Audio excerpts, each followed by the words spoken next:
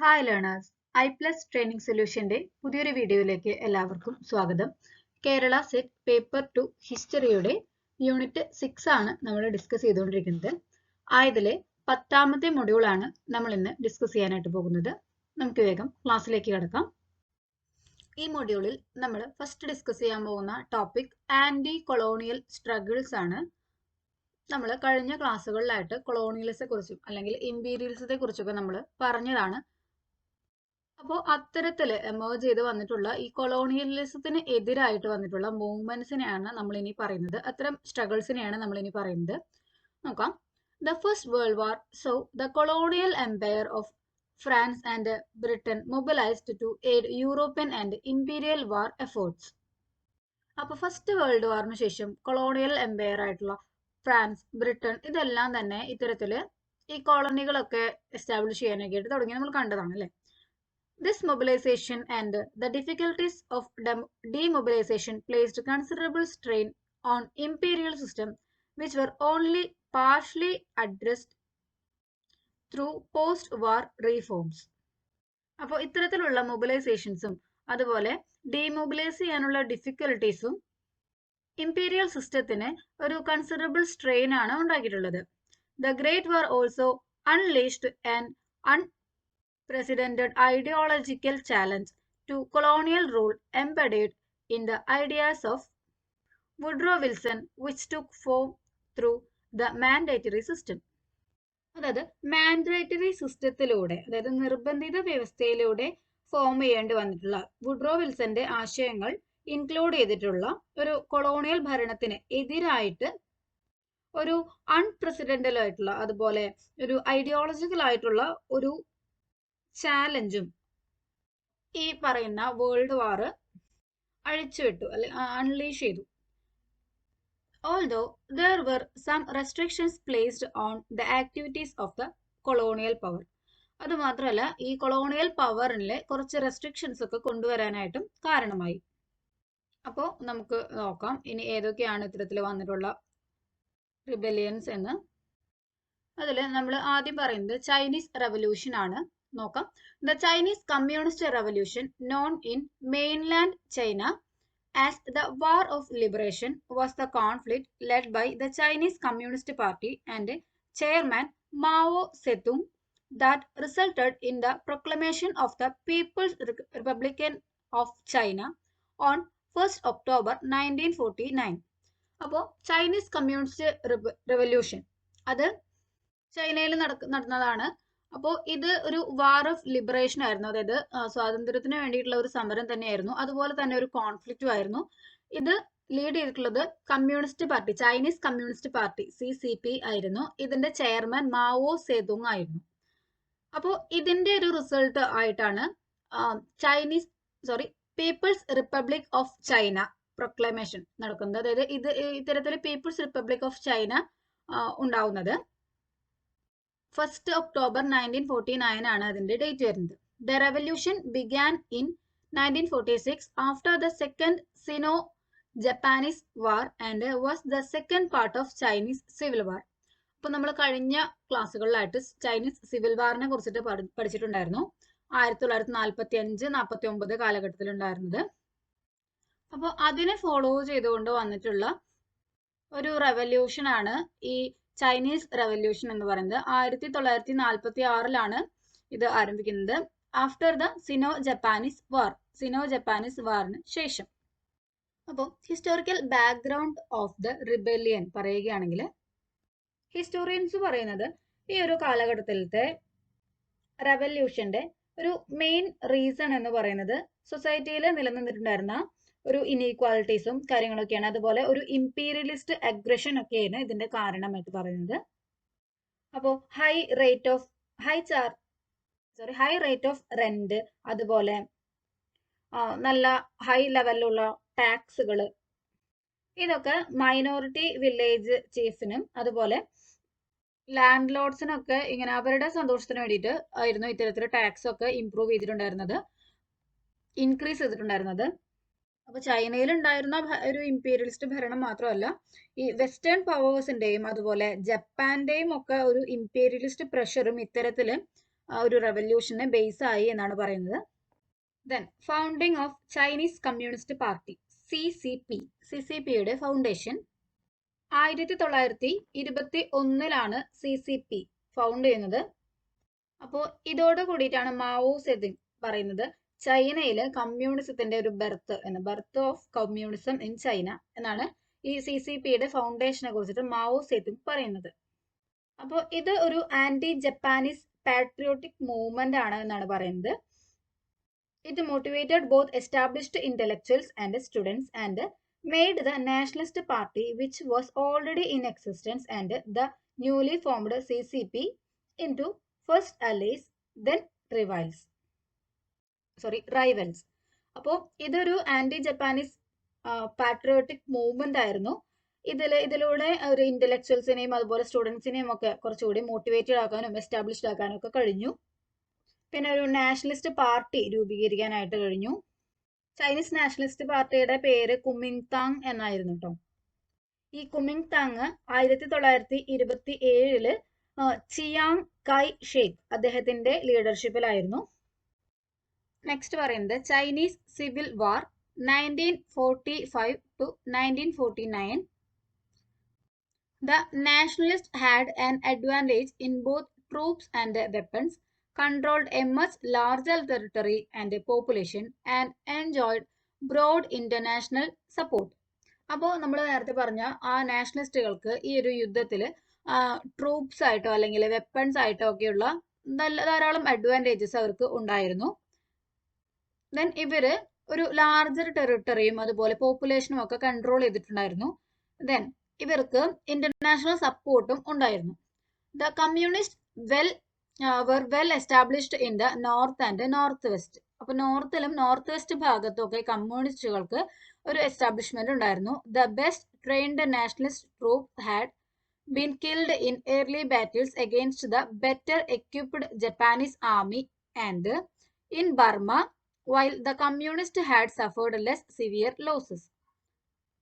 അപ്പോൾ നല്ല ട്രെയിനികളായിട്ടുള്ള ഈ നാഷണലിസ്റ്റ് ട്രൂപ്സിനെയൊക്കെ ഈ ജപ്പാനീസ് ആർമി യുദ്ധത്തിന്റെ ആദ്യ കാലങ്ങളിലൊക്കെ വധിച്ചിട്ടുണ്ടായിരുന്നു. പക്ഷെ ഈ ബർമയില് ഉള്ള ഈ കമ്മ്യൂണിസ്റ്റുകൾക്ക് അത്രയ്ക്കുമുള്ള ലോസ് ഒന്നും തന്നെ ഉണ്ടായിരുന്നില്ല. അവര് എല്ലാം തന്നെ കമ്പാരിറ്റീവ്ലി കുറച്ച് അവർക്ക് ലോസ് കുറവായിരുന്നു. ഈ ചൈനീസ് സിവിൽ വാറിന്റെ റിസൾട്ട് നോക്കുകയാണെന്നുണ്ടെങ്കിൽ on October 1st, 1949 Chairman Mao Zedong officially proclaimed the founding of the People's Republic of China at Tiananmen Square.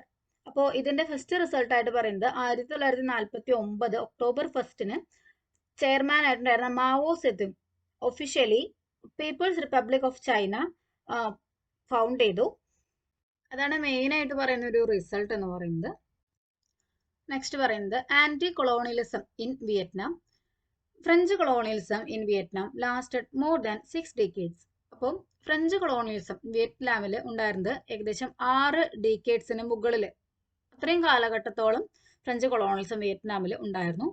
By the late 1880s, Vietnam, Laos and Cambodia were all controlled by France and collectively referred to as Indo-Chinese Franchise.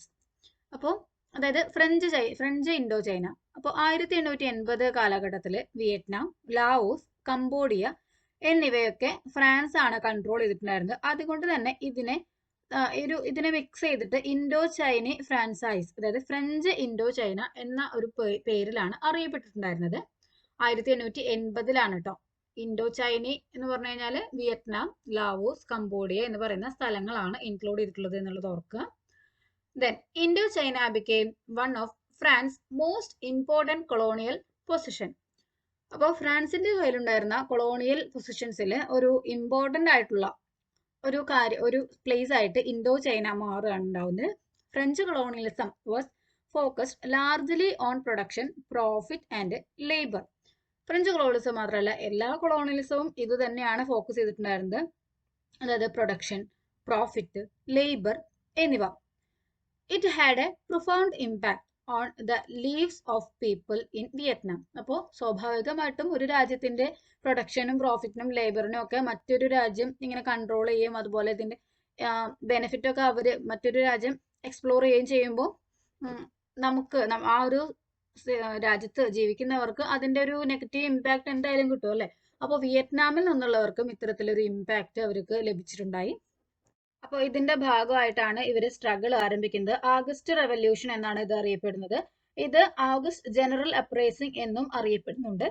ഇത് league for the independence of Vietnam, അതാണ് ഈ ഒരു revolution launch ചെയ്യുന്നത്. അതിന്റെ ഒരു ഫ്രഞ്ചിൽ എഴുതിയിട്ടുള്ള പേരാണ് തോന്നുന്നു, നമ്മുടെ നോട്ടിൽ പ്രൊവൈഡ് ചെയ്തിട്ടുണ്ട് കേട്ടോ. എനിക്കതിന്റെ ലാംഗ്വേജ് കറക്റ്റ് മനസ്സിലായിട്ടില്ല, അതുകൊണ്ടാണ് ഞാനത് പ്രൊനൗൺസ് ചെയ്യാത്തത്. അപ്പം ഇത് എന്തിനാന്ന് വെച്ച് കഴിഞ്ഞാൽ ഫ്രഞ്ച് അതുപോലെ ജപ്പാനീസ് കൊളോണിയൽ റൂള്, വിയറ്റ്നാമിലുള്ള ജപ്പാനീസ് ഫ്രഞ്ച് കൊളോണിയൽ റൂള് അവസാനിപ്പിക്കാൻ വേണ്ടിയിട്ടാണ് ഇത് ആരംഭിക്കുന്നത്. ഒരു ഓഗസ്റ്റ് റെവല്യൂഷൻ എന്നാണ് ഇതിന് പറയുന്നത്. 19-ാം തീയതി ഓഗസ്റ്റ് 19, 1945 ഇത് ആരംഭിക്കുന്നത്. ദെൻ 2 സെപ്റ്റംബർ 1945 ഈ ഒരു ഡേറ്റിൽ വിയറ്റ്നാമീസ് അവരുടെ ഇൻഡിപെൻഡൻസ് ഡിക്ലെയർ ചെയ്യുന്നുണ്ട്. അപ്പൊ അത്രയും കാര്യങ്ങൾ ഇമ്പോർട്ടന്റ് ആയിട്ട് നോക്കേണ്ട കാര്യങ്ങളാണ് നമ്മളിപ്പോൾ പറഞ്ഞിട്ടുള്ളത്. ദെൻ കൂടുതൽ ഡീറ്റെയിൽസിന് നോട്ട് ചെക്ക് ചെയ്യണം. Next, anti colonialism in Africa. ആഫ്രിക്കയിലുള്ള ആന്റി കൊളോണിയലിസം ആണ് പറയുന്നത്. അപ്പൊ നമ്മൾ കഴിഞ്ഞ ക്ലാസ്സിൽ സ്ക്രാമ്പിൾ ഫോർ ആഫ്രിക്ക, ആഫ്രിക്കയ്ക്ക് വേണ്ടിയിട്ടുള്ള പിടിവലിയൊക്കെ കണ്ടു അല്ലേ. അപ്പം ഈ ആഫ്രിക്കയിൽ ഉണ്ടായിട്ടുള്ള ആന്റി കൊളോണിയൽ മൂവ്മെന്റിനെ കുറിച്ചാണ് നമ്മൾ ഇനി പറയുന്നത്. The African independence movement took place in the 20th century when a wave of struggles for independence in European ruled African territories were witnessed. അപ്പോൾ യൂറോപ്യന്മാര് ഭരിച്ചിട്ടുണ്ടായിരുന്ന ആഫ്രിക്കൻ ടെറിട്ടറീസിലെല്ലാം തന്നെ ഒരു എന്താ പറയുക, ഒരു വേവ് ഓഫ് സ്ട്രഗിൾസ് ആണ്, ഇൻഡിപെൻഡൻസിന് വേണ്ടിയിട്ടുള്ള ഒരു വേവ് ഓഫ് സ്ട്രഗിൾസ് ആണ് ഒരു 20th century കാലഘട്ടത്തിൽ നടന്നിട്ടുള്ളത്. അതിൽ പ്രധാനപ്പെട്ട നോട്ടബിൾ ഇൻഡിപെൻഡൻസ് മൂവ്മെന്റ്സ് പറയുകയാണെങ്കിൽ അത് എവിടെയൊക്കെയാണ് നടന്നിട്ടുള്ളതെന്ന് വെച്ച് കഴിഞ്ഞാൽ Algeria, Angola, Madagascar, Mozambique, Namibia എന്നൊക്കെയുള്ള സ്ഥലങ്ങളിലായിരുന്നു. The decolonization of Africa took place in the mid to late 1950s to 1975 during the Cold War, with radical regime changes on the continent as colonial governments made the transition to independent states. ആഫ്രിക്കയിലെ decolonisation ആരംഭിക്കുന്നത് 1950-കൾക്കും 75-നും ഒക്കെ ഇടയിലായിട്ട്, അല്ലെങ്കിൽ അതിന്റെ ഒരു അവസാന കാലഘട്ടത്തിലൊക്കെ ആയിട്ടായിരുന്നു. അതായത് കോൾഡ് വാറിന്റെ കാലഘട്ടം. കോൾഡ് വാർ എന്താണെന്നുള്ളത് നമ്മുടെ നെക്സ്റ്റ് ക്ലാസ്സിൽ ഡിസ്കസ് ചെയ്യാം. അതിൽ നമ്മുടെ സിലബസിൽ നെക്സ്റ്റ് മൊഡ്യൂളിലാണ് കിടക്കുന്നത്.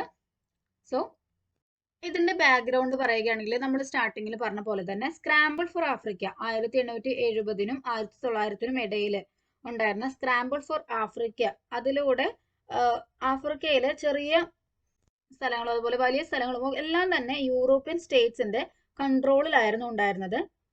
ആദ്യകാലങ്ങളിൽ ചെറിയ ചെറിയ യൂറോപ്യൻ സ്റ്റേറ്റുകളായിരുന്നു ഭരിച്ചിട്ടുണ്ടായിരുന്നത്. പിന്നീട് വെസ്റ്റേൺ യൂറോപ്യൻ ഗവൺമെന്റ് ഇതിന്റെ ക്ലെയിം ഏറ്റെടുക്കുകയാണ് ഉണ്ടാവുന്നത്. അതിൽ ബ്രിട്ടനും ഫ്രാൻസുമായിരുന്നു ലാർജസ്റ്റ് ഹോൾഡിങ്സ് ഉണ്ടായിരുന്നത്. But Germany, Spain, Italy, Belgium and Portugal had also colonies. അപ്പൊ ബ്രിട്ടനും ഫ്രാൻസിനും ആയിരുന്നു മേജർ ആയിട്ട് ഈ ആഫ്രിക്കയിൽ ഒരു ഹോൾഡിംഗ് ഉണ്ടായിരുന്നത്. പക്ഷെ Germany, Spain, Italy, Belgium, Portugal എന്നിവയ്ക്കും ആഫ്രിക്കയിൽ കോളനികൾ ഉണ്ടായിരുന്നു. അപ്പോൾ ഇത്തരത്തില് കൊളോണിയലിസം അതുപോലെ ഇംപീരിയലിസം ഒക്കെ ആഫ്രിക്കയിൽ ഉണ്ടായിരുന്ന ആ ഒരു കാലഘട്ടത്തിൽ ആഫ്രിക്കയിൽ മെജോറിറ്റി ഓഫ് സോവറിനിറ്റി, പരമാധികാരമൊക്കെ നഷ്ടപ്പെടുകയാണ് ഉണ്ടാവുന്നത്. അതുപോലെ അവരുടെ നാച്ചുറൽ റിസോഴ്സസിലും, അതായത് ഗോൾഡ്, റബ്ബർ എന്നിങ്ങനെയുള്ള അവരുടെ നാച്ചുറൽ റിസോഴ്സസിലൊന്നും ഈ ആഫ്രിക്കൻസിന് യാതൊരുവിധ കൺട്രോളും ഇല്ലാതെ അതെല്ലാം തന്നെ ഈ വെസ്റ്റേൺ യൂറോപ്യൻസിന്റെ കൈകളിൽ അവരുടെ കൺട്രോളിലാവുകയും ചെയ്തു. അപ്പോൾ ഇതാണ് ഈ ആന്റി കൊളോണിയലിസം ഇൻ ആഫ്രിക്ക, അതിലെ ബാക്ക്ഗ്രൗണ്ട് എന്ന് പറയുന്നത്. കോസസ് പറയുകയാണെങ്കിൽ എക്സ്റ്റേണൽ കോസസ് ആദ്യം പറയാം. വേൾഡ് വാറിന്റെ കാലഘട്ടത്തിൽ ആഫ്രിക്കയിലെ സോൾജിയേഴ്സിനെ ഇംപീരിയലിസ്റ്റ് മിലിറ്ററീസിലേക്ക് കൊണ്ടുപോയിട്ടുണ്ടായിരുന്നു. ദെൻ നെക്സ്റ്റ് ഒരു കോസ് ആയിട്ട് പറയുന്നത് ഇന്റേണൽ കോസസ് ആണ്. അതിൽ മെയിൻലി പറയുന്നത് ഈ കൊളോണിയൽ എക്കണോമിക് എക്സ്പ്ലോയിറ്റേഷൻസ് ആണ്. അപ്പോൾ ഇത്തരത്തിലുള്ള കാര്യങ്ങളൊക്കെയാണ് ഈ ആഫ്രിക്കയെ ഈ ആന്റി കൊളോണിയലിസ്റ്റ് മൂവ്മെന്റിലേക്ക് നയിച്ചിട്ടുള്ളത്. അടുത്തത് anti colonialism in Latin America. In 1809, Spain was defeated by Napoleon's forces. 1809 Spain നെപ്പോളിയന്റെ ഫോഴ്സിനോട് പരാജയപ്പെട്ടിട്ടുണ്ടായിരുന്നു. This caused the people in Central and South America who were controlled by Spain to question their leadership. അപ്പോൾ ഇങ്ങനെ സ്പെയിനിനെ നെപ്പോളിയന്റെ force പരാജയപ്പെടുത്തിയപ്പോൾ central അമേരിക്കയിലും അതുപോലെ south അമേരിക്കയിലും ഉണ്ടായിരുന്ന ജനങ്ങൾക്ക് ഈ ജനങ്ങളെ കൺട്രോൾ ചെയ്തിട്ടുണ്ടായിരുന്നത് സ്പെയിൻ ആയിരുന്നു. അപ്പോൾ ഈ സ്പെയിനിന്റെ ലീഡർഷിപ്പിനെ ക്വസ്റ്റ്യൻ ചെയ്യാൻ വേണ്ടിയിട്ട് അവർക്ക് കാരണമായി. Due to the Spanish defeat, Chile and Buenos Aires declared themselves independence. ഒരു കാര്യം കൂടി പറഞ്ഞോട്ടെ, ബൊയനോസ് ഐറിസ് എന്ന് പറയുന്നത് അർജന്റീനയുടെ ക്യാപിറ്റൽ ആണ് കേട്ടോ. ജസ്റ്റ് ഇതിന്റെ കൂടെ ഓർമ്മ വന്നപ്പോൾ പറഞ്ഞു എന്ന് മാത്രം. ഈ ഒരു സ്ഥലത്തിന്റെ പ്രൊണൗൺസിയേഷൻ ഇത് തന്നെയാണോ എന്ന് എനിക്ക് കറക്റ്റ് അറിയില്ല. അപ്പം ഈ സ്പാനിഷ് ഡിഫീറ്റിന്റെ അതിന്റെ കാരണം കൊണ്ട് തന്നെ ചിലി അതുപോലെ ബോയിനോസ് ഐറിസ് ഒക്കെ അവർ തന്നെ സ്വയം ഇൻഡിപെൻഡൻസ് ഡിക്ലെയർ ചെയ്യാനായിട്ട് തുടങ്ങി. Peru, the capital of Spanish power in South America, was attacked and defeated by rebels and in 1821 Jose San Martin and his rebels entered Lima and declared Peru and independent state. അപ്പോൾ 1821 Peru, South അമേരിക്കയിലെ Spanish പവറിന്റെ capital ആയിട്ടുണ്ടായിരുന്ന Peru attack ചെയ്യപ്പെടുകയും അതുപോലെ അതിന്റെ rebels എല്ലാം തന്നെ ഇത് ഡിഫീറ്റ് ചെയ്യുകയും ചെയ്തു. 1821 ജോസ് സാൻ മാർട്ടിൻ അതുപോലെ അദ്ദേഹത്തിന്റെ റിബൽസ് ലിമയിലേക്ക് കടക്കുകയും പെറു ഇൻഡിപെൻഡന്റ് സ്റ്റേറ്റ് ആയിട്ട് പ്രഖ്യാപിക്കുകയും ചെയ്തു. അപ്പോൾ ഈ പെറുവിന്റെ ക്യാപിറ്റലാണ് ലിമ, അതും ഒന്ന് ഓർക്കാം. Then another leader was rebelling against Spain at that time. അപ്പോൾ മറ്റ് ലീഡേഴ്സും ഇത്തരത്തിൽ സ്പെയിനിനെ എഗെയിൻസ്റ്റ് ആയിട്ട് ആ ഒരു കാലഘട്ടത്തിൽ ഉണ്ടായിരുന്നു. Simon Bolivar spend time in Europe learning about the സ്പാനിയാർഡ്സിനെ കുറിച്ച് പഠിക്കാൻ വേണ്ടിയിട്ട് സിമോൺ ബോളിവർ യൂറോപ്പിൽ ടൈം സ്പെൻഡ് ചെയ്തിട്ടുണ്ടായിരുന്നു. He used this knowledge to gain independence for Colombia, Venezuela and Central America. അപ്പൊ അദ്ദേഹം അതിൽ നിന്നുള്ള അറിവുകളൊക്കെ ഉൾക്കൊണ്ടുകൊണ്ട് കൊളംബിയ, വെനിസുലിയ, സെൻട്രൽ അമേരിക്ക അതിന്റെയൊക്കെ ഒരു അതിനൊക്കെ ഇൻഡിപെൻഡൻസ് കിട്ടാൻ വേണ്ടിയിട്ട് അത് യൂസ് ചെയ്തു. ഈ അറിവുകളൊക്കെ അദ്ദേഹം യൂസ് ചെയ്തു. He later captured Peru as well as in hopes of creating a union among South American nations, but was unable to do so due to internal conflict. അപ്പോൾ അദ്ദേഹം പിന്നീട് പെറു ക്യാപ്ചർ ചെയ്യുകയും ഒരു union create ചെയ്യുകയും ചെയ്തു. South American Nations തമ്മിലുള്ള ഒരു union create ചെയ്യുകയും ചെയ്തു. പക്ഷെ അത് ക്രിയേറ്റ് ചെയ്യാനൊക്കെ അദ്ദേഹം തീരുമാനിച്ചിട്ടുണ്ടായിരുന്നുള്ളൂ. പക്ഷെ അത് അദ്ദേഹത്തിന് അൺസക്സസ്ഫുള്ളി ചെയ്യാനായിട്ട് പറ്റിയില്ല. ഇന്റേണൽ കോൺഫ്ലിക്റ്റ് കാരണമാണ് അദ്ദേഹത്തിന് അത് ചെയ്യാനായിട്ട് പറ്റാഞ്ഞത്. അപ്പോൾ ലാറ്റിൻ അമേരിക്കയിലുള്ള ആന്റി കൊളോണിയൽ മൂവ്മെന്റ്സിനെ കുറിച്ചിട്ടാണ് നമ്മൾ പറഞ്ഞിട്ടുണ്ടായിരുന്നത്. അപ്പോൾ ഇത്രയും ഭാഗങ്ങളാണ് നമ്മുടെ ഇന്നത്തെ ക്ലാസ്സിൽ ഇൻക്ലൂഡ് ചെയ്തിട്ടുള്ളത്.